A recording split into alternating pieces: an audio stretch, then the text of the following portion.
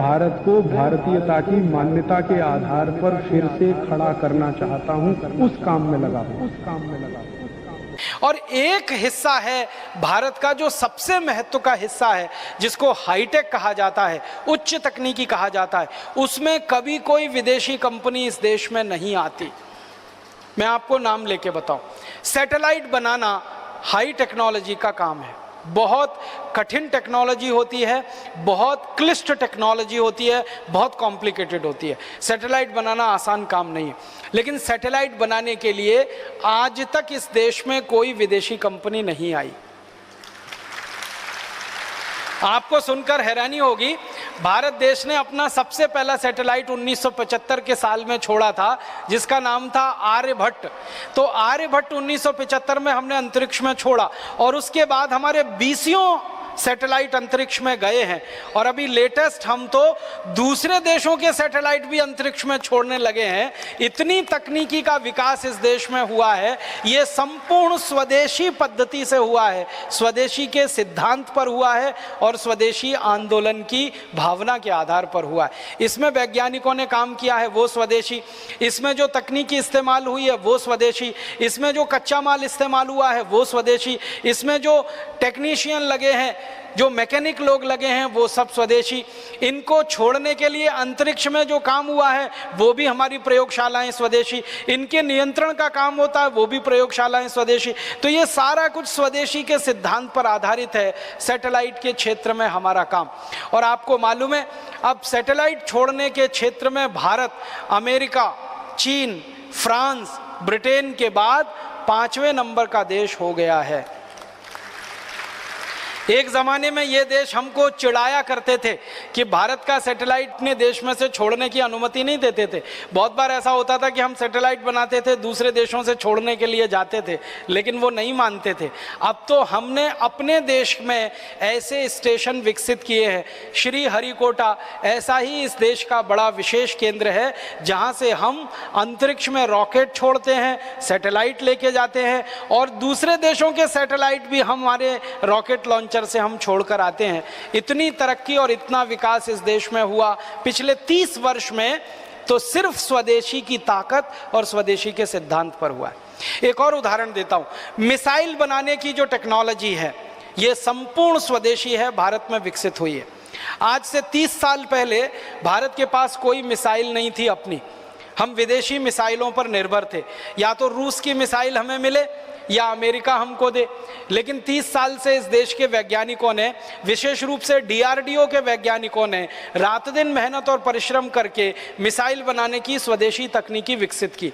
हमने 100 किलोमीटर की मार करने वाली मिसाइल बनाई, फिर 200 की, फिर 500 की, फिर 1000 की, फिर 1500 की, अभी 2000 की, अभी 2500 की, और अब 5000 किलोमीटर की मार करने वाली मिसाइल इस देश में विकसित हो गई। और जिन वैज्ञानिकों ने ये पराक्रम किया है, जिन वैज्ञानिकों ने ये परिश्रम किया है, वो सारे वैज्ञानिक बधाई के पात्र हैं। उनका हम सबको बहुत सम्मान करना चाहिए कि विदेशों से बिना एक पैसे की तकनीकी लिए हुए संपूर्ण स्वदेशी और भारतीय तकनीकी पद्धति से उन्होंने मिसाइलें बनाकर दुनिया के सामने एक आदर्श प्रस्तुत किया। जिन वैज्ञानिकों ने ये सारा पराक्रम किया, सारा परिश्रम किया, महत्व की बात उनके बारे में जो ये है कि वो सब यहीं पैदा हुए, यहीं बढ़े, यहीं पढ़े और यहीं रिसर्च किया, और इतना ऊंचा उन्होंने स्थान दुनिया के सामने भारत का स्थित करवा दिया।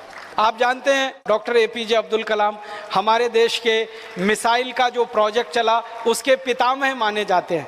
हिंदुस्तान के मिसाइल की तकनीक का इतना ज़्यादा स्वदेशी विकास हुआ डॉक्टर अब्दुल कलाम जैसे वैज्ञानिकों की रात दिन मेहनत और परिश्रम का है। और एक तीसरा उदाहरण देता हूँ, आज से 50 साल पहले तक सारी दुनिया भारत का नाम लेके चिढ़ाती थी कि भारत के पास कोई परमाणु बम नहीं, और परमाणु बम हो भी नहीं सकता है। भारत के एक वैज्ञानिक को ये बात तीर की तरह से चुभती थी। उनका नाम था डॉक्टर भाभा, होमी जहांगीर भाभा। उनको ये तीर की तरह से चुभती थी कि भारत क्यों नहीं परमाणु बम बना सकता, दुनिया के वैज्ञानिक कर सकते हैं तो हम क्यों नहीं ये काम कर सकते। और उन्होंने सपना देखा और उनके सपने में दूसरे वैज्ञानिक एक एक करके शामिल हुए, और वो वैज्ञानिकों के परिश्रम पराक्रम का कमाल देखो, उनके अभिक्रम का कमाल देखो कि भारत ने सारी दुनिया के सामने सिद्ध कर दिया कि हम परमाणु बम भी बना सकते हैं और ज़रूरत पड़ने पर उसका परीक्षण भी कर सकते हैं। और परीक्षण हमने कर दिया।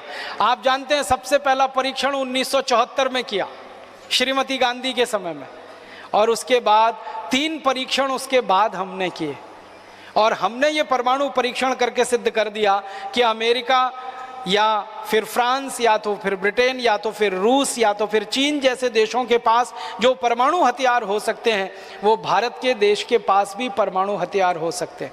और परमाणु हथियार हैं हमारे पास, ये वैज्ञानिकों ने बनाकर दुनिया के सामने सिद्ध किया। इतना ही नहीं, उन परमाणु हथियारों को हम मिसाइलों पर लगाकर अंतरिक्ष में लेके जा सकते हैं और जरूरत पड़ने पर उनका अंतरिक्ष में उपयोग कर सकते हैं। ये सिद्धि भी हमारे वैज्ञानिकों ने अभी हासिल कर ली है, और ये भी संपूर्ण स्वदेशी की ताकत पर हुआ है, संपूर्ण स्वदेशी के आग्रह पर हुआ है। और अब तो आपको एक खुशी की बात बताता हूँ, अभी तक भारत के बारे में थोड़े दिनों से ये बात चल रही थी कि भारत के पास परमाणु बम है, बहुत अच्छा है, भारत अपने परमाणु बम का उपयोग अंतरिक्ष में कर सकता है, इसकी क्षमता का अंदाजा भी दुनिया के देशों को लगा। लेकिन कुछ 10 साल से भारत के बारे में दुनिया के देश ये कहा करते थे कि पानी के अंदर परमाणु बम का इस्तेमाल कर सके, भारत की अभी ये क्षमता नहीं विकसित हुई है। लेकिन अभी इसी साल भारत के वैज्ञानिकों ने एक परमाणु पनडुब्बी बना के सारी दुनिया को दिखा दिया कि पानी के अंदर अरिहंत नाम की पनडुब्बी जो इस देश ने बनाई है संपूर्ण स्वदेशी है, 100% स्वदेशी है, और वो पानी के अंदर जाकर परमाणु हथियार का हमला कर सकती है, किसी भी दुश्मन को नेस्तनाबूद कर सकती है। दुनिया में ये क्षमता सिर्फ 3 देशों के पास है, या तो अमेरिका के पास है, या तो चाइना के पास है, और या तो फ्रांस के पास है। लेकिन अब भारत के पास भी ये क्षमता आ गई है कि पानी के नीचे 100 मील तक नीचे जाकर हमारी पनडुब्बी परमाणु हथियार का उपयोग कर सकती है अगर जरूरत पड़े तो पनडुब्बी में परमाणु हथियार लगा के हमें कोई विकास करना पड़ा, या रॉकेट पर परमाणु हथियार लगा के हमें कोई विकास करना पड़ा, या धरती पर परमाणु बमों का विकास करने के लिए परीक्षण करना पड़ा, ये सारी विधा का प्रयोग स्वदेशी वैज्ञानिकों ने किया, स्वदेशी तकनीकी से किया, स्वदेशी आग्रह के आधार पर किया, और स्वदेशी गौरव को सारी दुनिया में प्रतिस्थापित किया। ये हाईटेक चीज़ें होती हैं। मिसाइल बनाने का काम, सैटेलाइट बनाने का काम, परमाणु बम बनाने का काम, पनडुब्बी बनाने का काम, जलयान बनाने का काम, जलपोत बनाने का काम, टैंक बनाने का काम, टैंकर बनाने का काम, तोप बनाने का काम, बंदूकें बनाने का काम, राइफल बनाने का काम, गोला बारूद बनाने का काम, ये सब चीज़ें हाईटेक होती हैं, और इन सब चीज़ों में हम बहुत आगे बढ़ चुके हैं।